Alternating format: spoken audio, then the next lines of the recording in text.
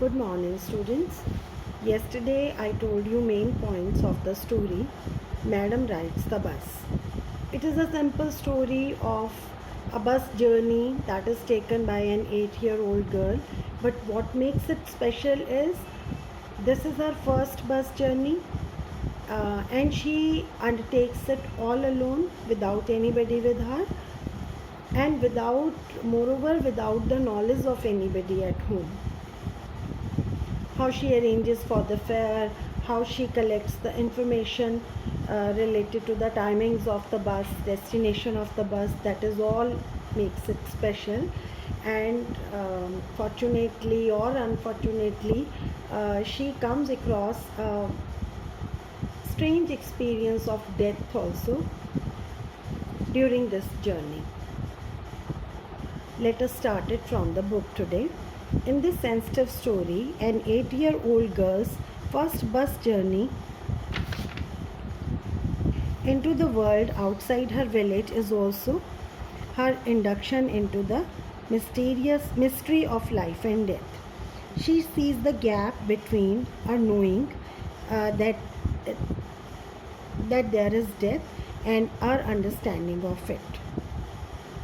Now some words are there, some phrases are there, and I'm sure you know their meanings.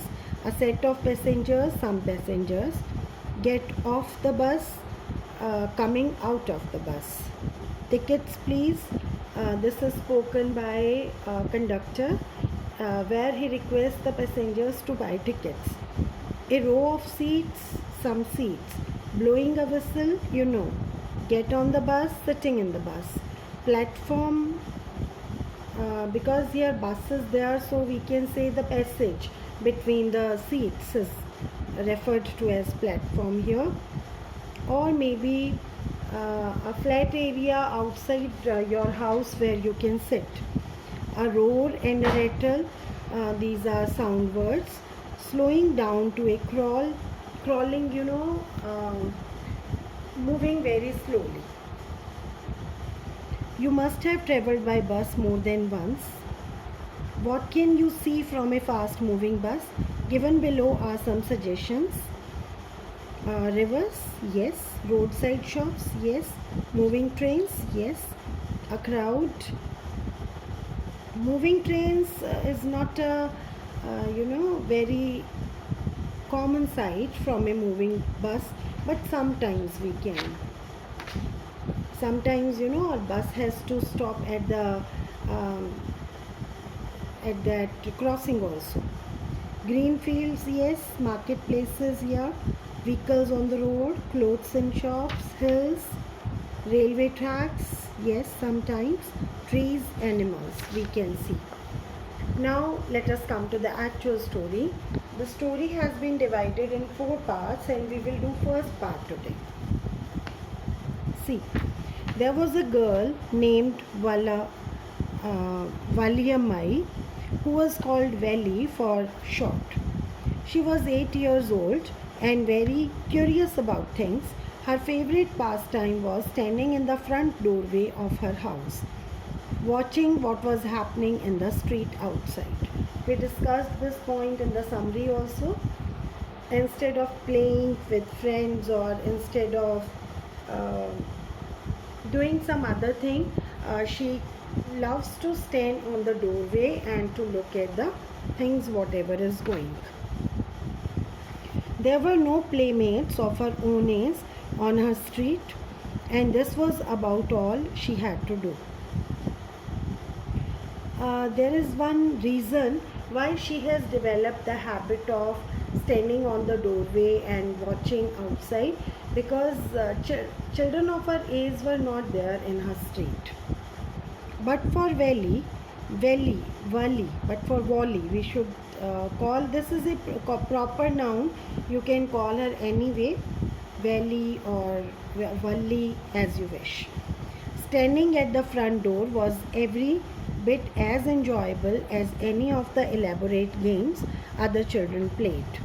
Watching the street gave her many new, unusual experiences. So, perhaps this pastime has come out of compulsion. but she enjoys it. She enjoys it as much as other children enjoy playing with friends. And this is a learning experience also. She learns many things.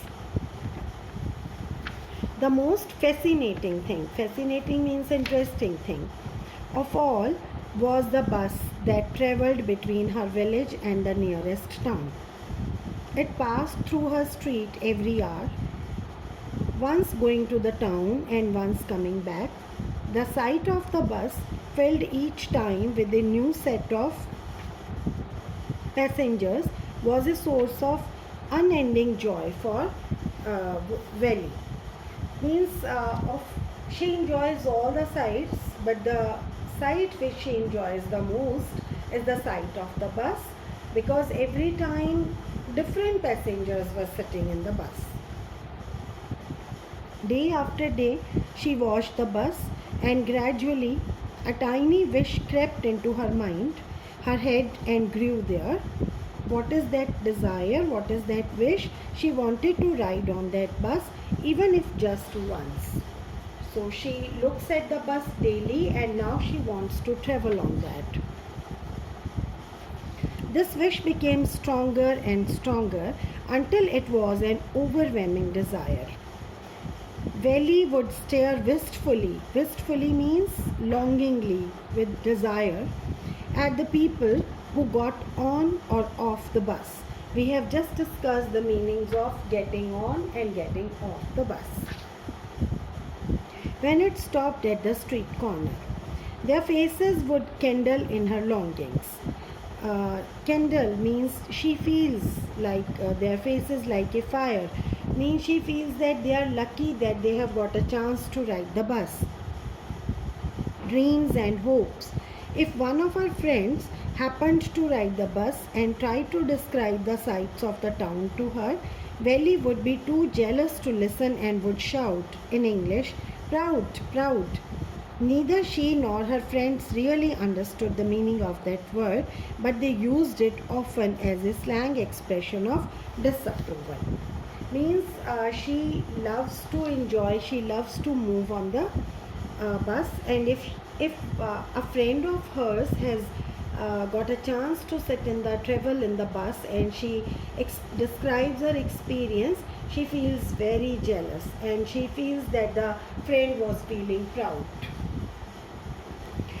Over many days and months, Valley listened carefully to conversations between her neighbors and people who regularly used the bus, and she also asked a few different questions here and there.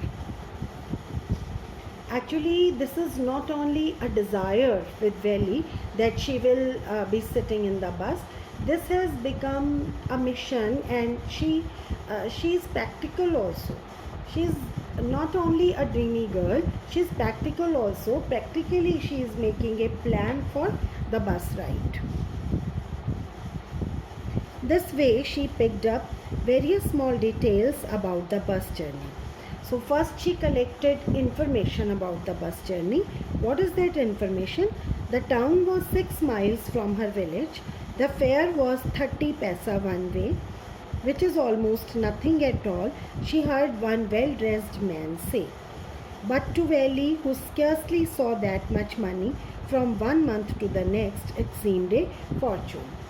She has collected 2 details till now, that the town is 6 miles away from her village and the fare of one side is 30 paisa. For the grown-up people it's nothing, but for Valley it is a big sum. The trip to the town took 45 minutes. This is the third information that she has taken. On reaching town, if she stayed in her seat and paid another 30 paisa, she could return home on the same bus. This meant that she would take the 1 o'clock afternoon bus, reach the town at 1:45 and be back home by about 2:35. Bus will stay there for 10-15 minutes, then they will come back. So if she takes 1 o'clock bus, she can come by 2:45. And this is the nap time of her mother. On and on went her thoughts as she calculated and recalculated, planned and replanned. So we have seen very different type of girl, very mature, very practical. Now these questions. What was Valley's favorite pastime? Her favorite pastime was to stand on the doorway and to look at the happenings in the street, especially the bus. What was a source of unending joy for Valley? What was her strongest desire? The source of unending joy for Valley is to look at the passengers, different passengers, each time the bus stops there. And her strongest desire is to ride in the bus. What did Valley find out about the bus journey? We have just discussed that the town is 6 miles away. Fare of one side is 30 paisa, and if she goes there in 1 o'clock bus, she can come back by 2:45. How did she find out these details? She found out these details by asking questions from the people who have enjoyed the bus ride. What do you think Valley was planning to do? Valley was, of course, planning to enjoy the bus ride. Okay, so write these 4 questions in your notebook and we will do second part tomorrow. Thank you.